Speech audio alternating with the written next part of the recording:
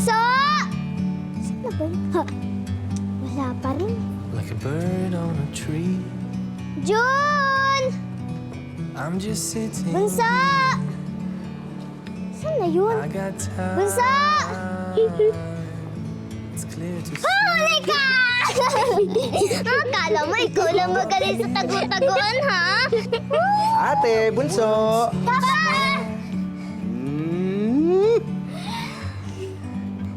Hop!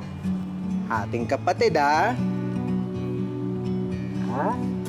Oh, kayo magulo, ha? Madami tayong customer ngayong araw, ha? Meant to be in the great outdoors, forever free. Nasaan na ba kapatid mo, Abigail? Tawagan ko po, attorney.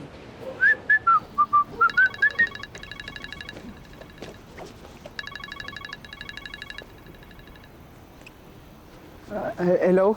Jun, nasan ka na ba? Ito, malapit na ako. Di ka talaga nahiya, no? Pinaghihintay mo kami ni attorney dito. Ito, papasok na nga, eh. Sungit talaga.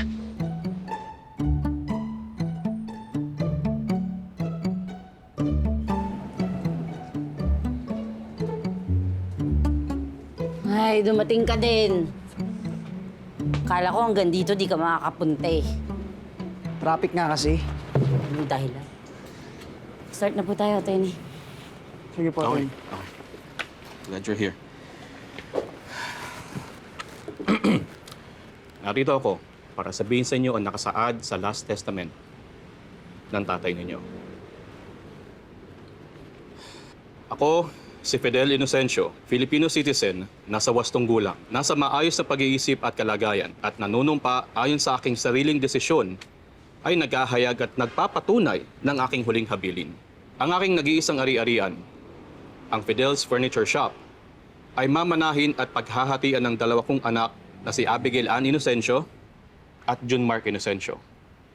Gayunpaman, ang pagmamana na ito ay sakop sa kondisyon na ang nasabing ari-arian ay dapat mag-produce ng hindi kukulangin sa 500,000 pesos na net income sa loob ng 1 buwan mula sa petsa ng kanilang pagmamana. Kapag ang kondisyon na nakasaad ay hindi natupad sa itinakdang oras, ang pag-aari ng Fidel's Furniture Shop ay ililipat sa aking ibang kamag-anak. Ano? Hindi pwede mapunta to sa ibang tao. Ang daming iniwan ni Papa na magagandang alaala dito sa shop. Tsaka, attorney, sa sitwasyon nitong furniture shop, mukhang malabong kumita to ng 500,000 sa loob ng 1 buwan. Kayo, ano bang... Attorney, kung ibenta na lang kaya natin yung shop, para mapakinabangan. May tumigil ka nga, ang kapal ng Actually, mukha mo. pwede naman. Walang sinabi ang tatay niyo na bawal. Yun lang, may kondisyon pa rin na kailangan may benta to sa loob ng 1 buwan. Hindi. Walang ganon. Ang kapal ng mukha mo, Jun. Ang bilis mong isuggest na ibenta to. Mukha kang pera, no? Papaka-practical lang ako. Kasi mapunta to sa iba, mas mabuti nang ibenta. Wala ka talagang pake sa mga iniwan na alaala ni Papa dito? Sa bagay, nung buhay pa nga si Papa, wala kang pakialam. Wala ni bisita. Nung may sakit si Papa, walang bisita sa'yo. Kahit sa burol, walang bisita. May dahilan na ako kung ba't di ako nakapunta dito. Lagi ka naman may dahilan eh. Meron naman talaga. Balik ka na dun sa mama mo. Mama mo rin yun? Hindi ko mama yun. Mama mo yun. Bawiin mo yung sinabi mo. Hindi ko papawiin. Simula nung iniwan niya si Papa, kasama dun sa ibang lalaking yun. Inuwan niya Hindi tayo. ko na siya mama. Wala akong pakialam. Sandali! Tumigil muna kayong dalawa. Okay? Ganito na lang. Mag-coin toss na lang tayo. Para kung sino manalo, siyang masusunod. Okay? Sige.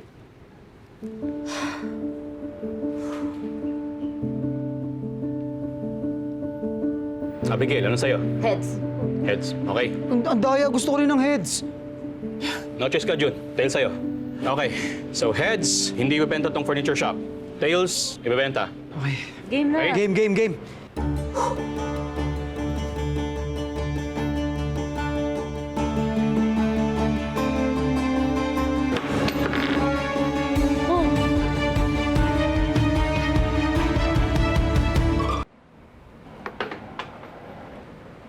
Oh. Ulitin. Na-stuck eh. Isa pa. Paano yan, attorney? Ewan ko sa inyo.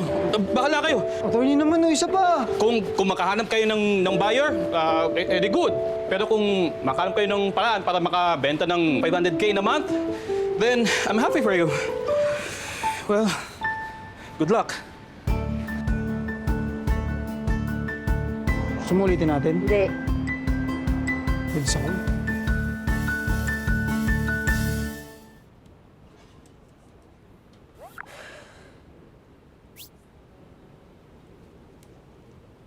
Kung mag-alala pa, gagawin ko lahat para hindi mapunta sa iba tong shop.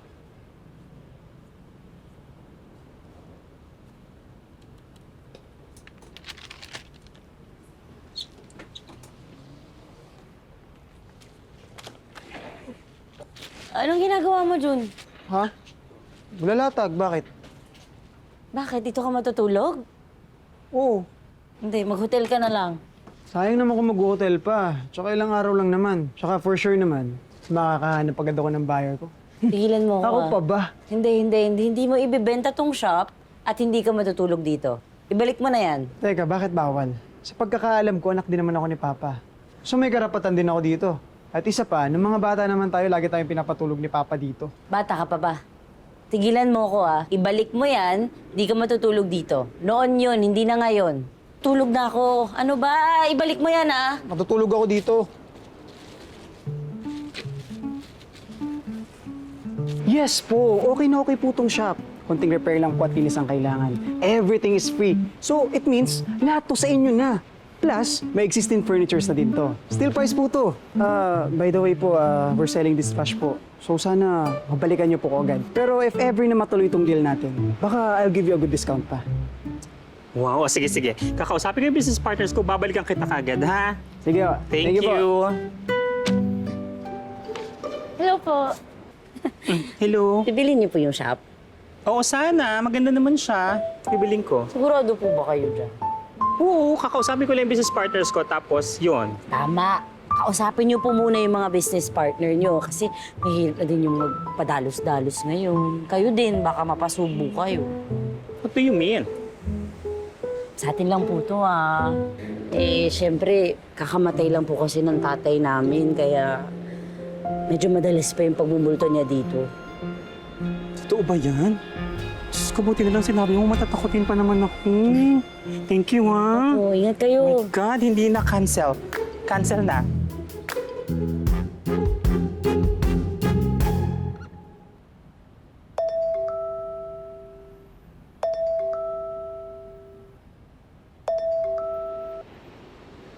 Hello? Is this Abigail Inocencio? Yes, speaking po. Hi, ma'am. This is Kathy Guzman from the Leon Business Financing Company. Ma'am Abigail, upon reviewing your documents po for the loan, we regret to inform you that it was declined. Miss Kat, baka naman po pwede niyong i-reconsider, please. Kailangan lang po kasi talaga namin para sa business namin. Naku, sorry, mama. You may apply na lang po next time. Thank you.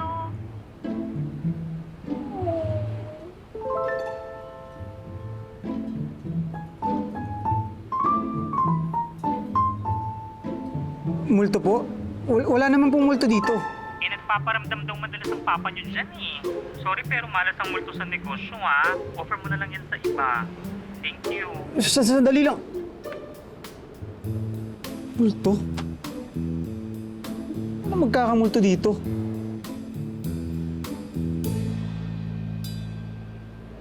Multo pala.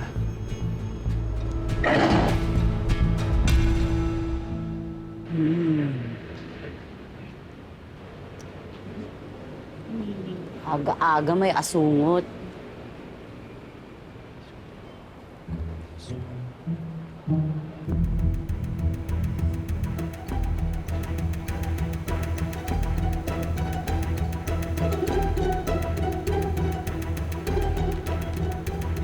Ano nangyari dito? Jun! Oh! Ba't mo sinira yung mga table na ginawa ko? Sino kaya tong nanakot ng buyer ko? Yabang-yabang mo magsalita dyan. Wala ka naman kasi talagang karapatang ibenta tong shop. Bakit? Anong gusto mo mangyari? Wala akong mapala. Bakit? Anong gusto mo? Pera? Pipiliin mo talaga yung pera kaysa pangalagaan tong shop? Kesa tulungan mo ako na panindigan tong shop ni Papa. Ito na nga lang yung iniwan niya sa atin. Wala ka man lang karespe-respeto. Pinili mo nang samahan si Mama, di ba? Tapos iwan siya. Tapos ngayon ano, babalik-balik ka para sa mana. Wow! Wow! Nagsalitang magaling na anak. Sino kaya yung nandito naman pero hindi maalagaan si Papa dahil busy sa boyfriend niya? Ano? Ang kala mo hindi ko alam? Eh di ba kaya ka lang naman bumalik dito dahil naghiwalay kayo ng boyfriend mo? Tapos ngayon kung makaasta ka, parang ikaw lang yung mabait na anak.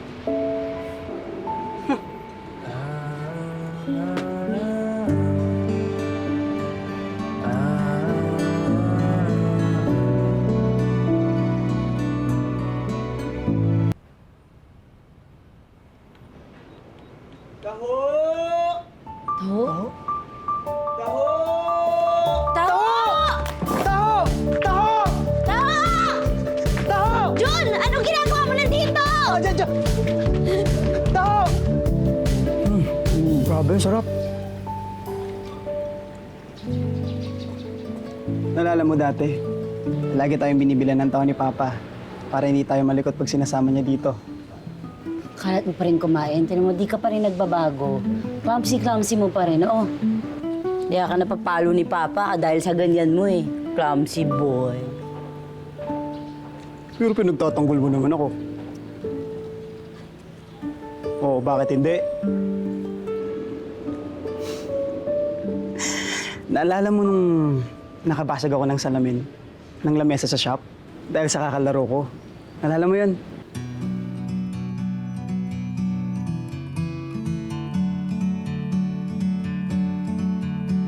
Nagsabihan ko na kayo, di ba?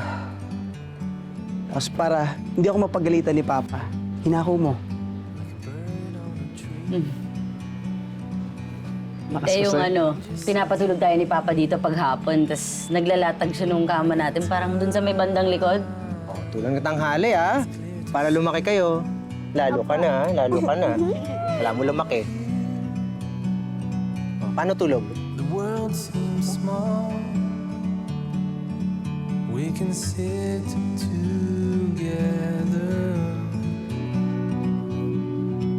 Tapos Diba? hindi naman tayo matutulog. Oo. Ang gagawin lang natin, maglalaro lang tayo buong araw. Ate, wala na si Papa. Sigurado ka? Oo. Diyan na siya. Tapos biglang sisilip niya si Papa. Pagtutulog-tulugan tayo. Tulog talaga tayo. Totoo. Sagang dikit nga tayo nun eh. Tapos iniwan mo ako, sumama kay Mama.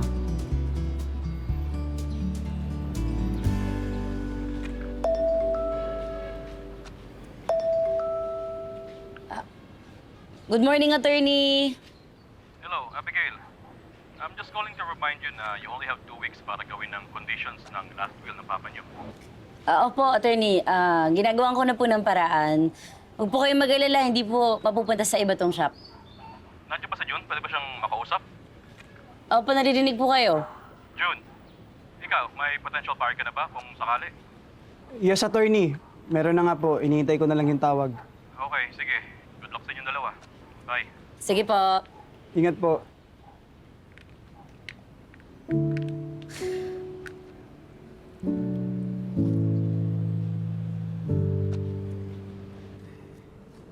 Inis naman wala man lang may interesado.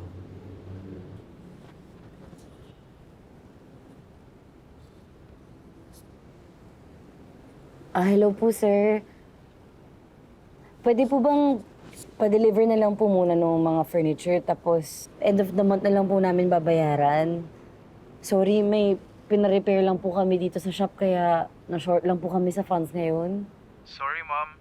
Hindi po pwede. Hindi pa kasi kayo bayad sa balance niyo po eh.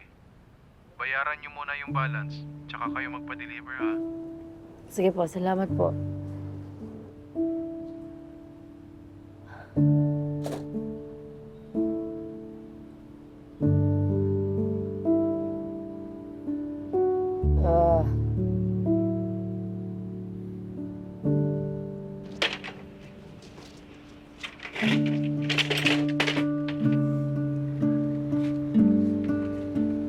ginagawa mo?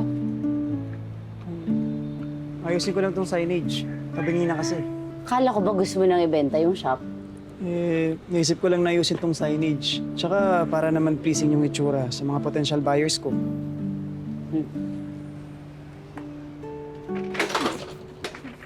Oo, ingat! Sige na.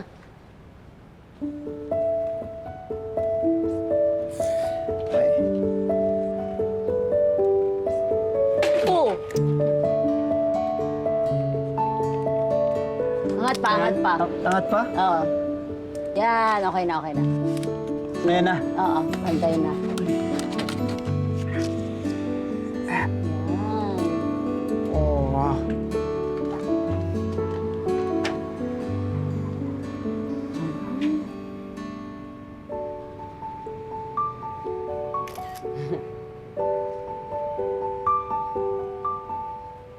Jun, alam mo, ba't hindi tayo magtulungan na ayusin tong shop? Inisin natin, pagandahin natin ng konti. Pareho naman tayo magbe-benefit dun eh. Ikaw para sa potential buyers mo, tapos ako para ma-post ko ng maganda sa social media. Ma-boost ko pa yung sales natin. Sige. G. Sige.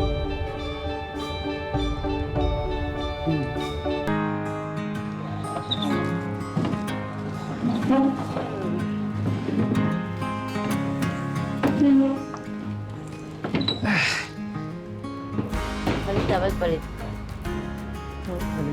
Pasok mo to lahat dun sa table. Yung mga upuan. Lahat yan? Oo. Ay, palautos talaga kahit kailan. Ano sabi mo? Sabi ko, ang bigat itong furniture. Kahit kailan talaga, puro reklamo. Pagkatapos mo dyan, lapit mo to dito at tanggalin mo yung plastic. Ito rin ba? Lapit mo dito yan, oo. Hindi mo ako tutulungan? Hindi na, tanggalin mo yung plastic, ha. Hindi mo lang naman ginagawa mo. Uy! Aray ko! Uy, ano nangyari? Aray ko! Tumama. Sige, tawa ka pa. Ako talaga nabenta ko to. Kasi, subukan mo. Tapos na ako. Teka ako, patapos na rin. Okay na yan. Yan. Sandali lang. May kunin lang ako sa taas. Sige. Bayan.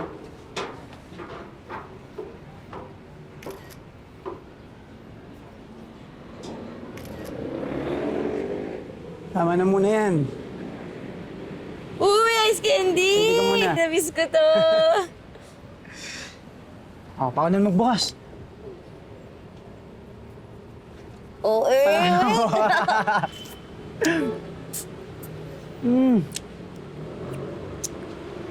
The best. May bayad yan, ha? Hindi yan libre. Kuripot mo talaga. Mukha ka pang pera. Nga pala, send mo nga sa akin yung mga kinuha mong pictures ng furnitures. Anin mo yun? Try ko lang i-post sa group. Malay mo, kahit hindi na itong buong shop yung mabenta. Yung ibang furnitures na lang. Pwede. Sige. Cheers! Mas masarap yun sa akin. Sarap to.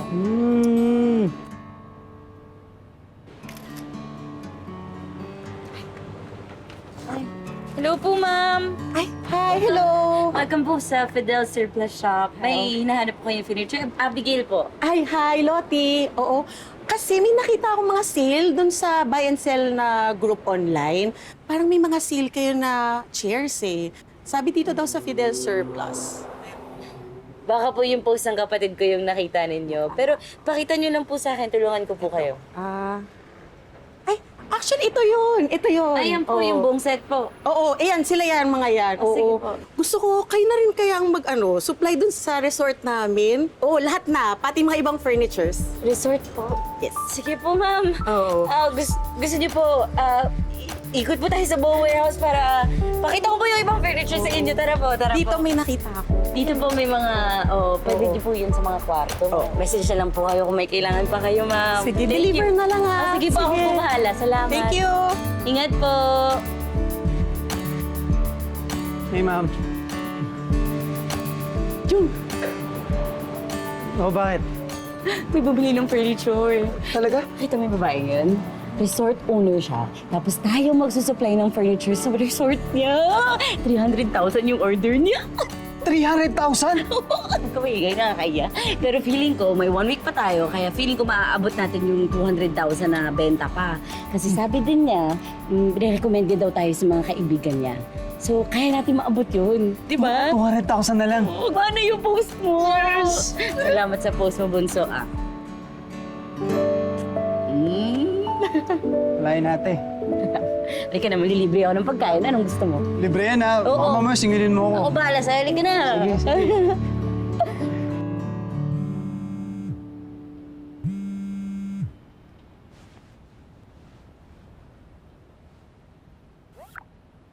Good evening, pre. Nakahanap na ako ng sure buyer.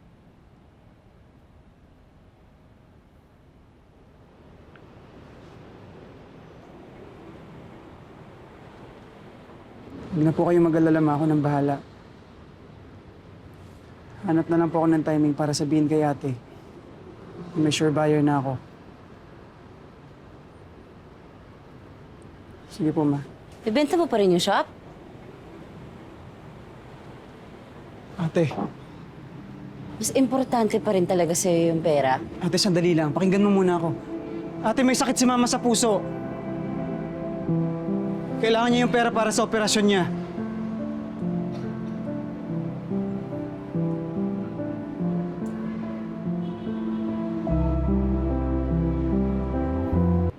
May sakit si mama sa puso, ate.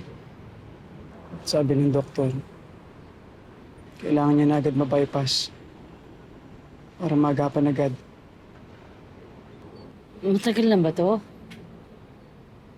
Ba't di niyo sinabi sa amin ni Papa? Ayaw ni mama, ate. Ilang beses ko siyang kinulit para sabihin sa'yo. Pero laging sinasabi na wag ko ito sasabihin sa'yo. Dahil ayaw ni mama mag-alala ka pa. Kasi inaalagaan mo din si Papa. Kaya nga, ate, hindi man ako nakapunta dito kahit namatay si Papa. At hindi ko man lang siya nayakap. Hindi man lang ako nakapagpaalam sa kanya. Napakasakit sa akin. Mahal ko si Papa, ate. Mahal na mahal. Kaso si Mama, hindi ko siya maiwanan natin sa Iloilo. Kailangan ako ni Mama. Kaya nang tumawag si attorney para pag-usapan yung hatian sa mana. Kahit ang sama-sama ko, pumunta na ako dito. Kasi alam kong ito lang ang paraan para makakuha ko ng pera. Pang pa-opera ni Mama. Kaya sumagi sa isip ko na ibenta tong shop para magkapera agad ako.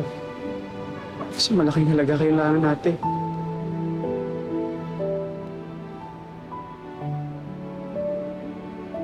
I'm sorry, ate.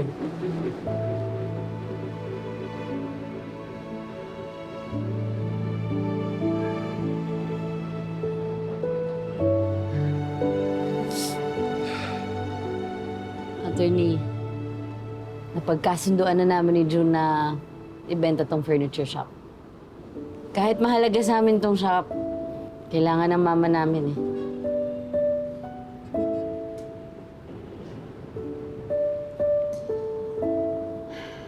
Bunso, kahit galit ako noon, hindi mo kasalanan yun ah.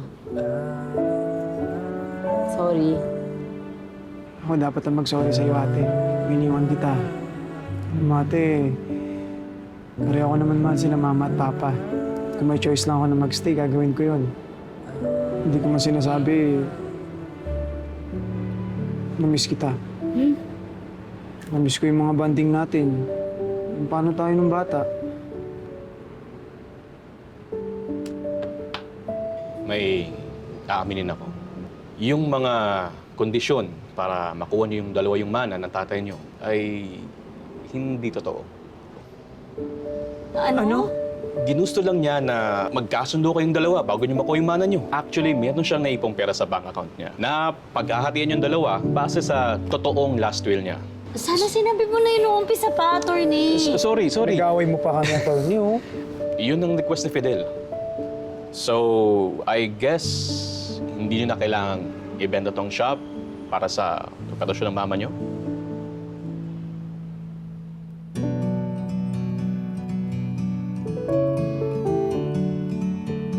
Dahan-dahan lang po, Nay. Opo, anak. Ayan. Ito lang. Ito na lang po.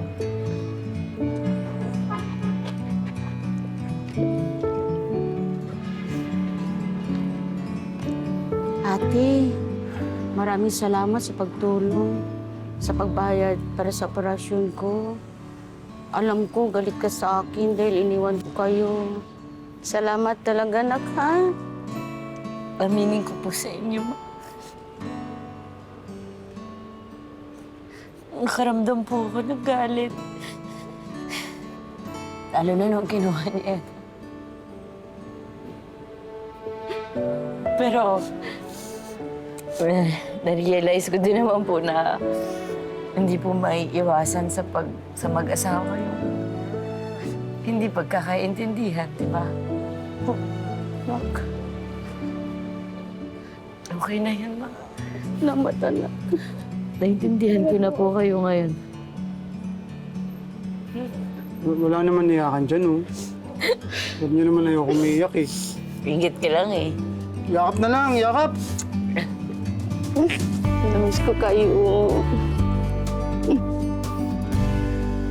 Naku! Naunang pumasok yung babae sa loob ng bahay. Magiging under ka ng asawa mo, Aldrin. Hindi yan pamahiin lang. Totoo yan. Nangako ako sa mga magulang itong asawa mo. Naaalagaan ko siya at poprotektahan. Bakit still ba? Take it or take it? Pre, bakit mo hinayaan siya magmando dito? Bahay mo to. Bakit siya kailangang masunod? Hindi siya sampid, Aldrin. Lola ko siya. Pamilya ko siya. Eh, hindi nga kami magkasundo. Hindi kami pwede magkasama sa isang bubong.